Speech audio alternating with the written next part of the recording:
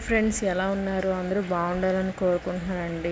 ఈరోజు అయితే తులసి చెట్టు కోసం మాట్లాడుకుందాం. తులసి చెట్టు మనకి చాలా అంటే చాలా మేలు చేస్తుందండి. మెడిసిన్ పరంగా కూడా పిల్లలకి, పెద్దోళ్ళకి అందరికీ చాలా బాగుంటుంది. దీన్ని మనం పూజిస్తాం కూడా.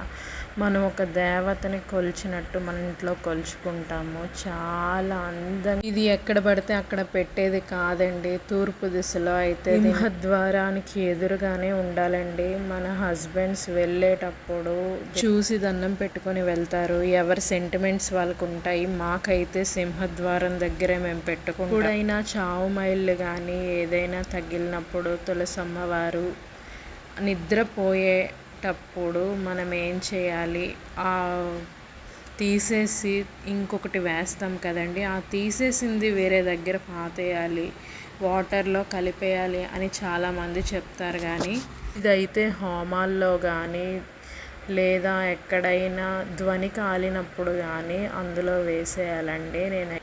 మేమైతే వేసేసామండి. ఇంకా పుల్లలు అయితే కాలిపోతున్నాయి.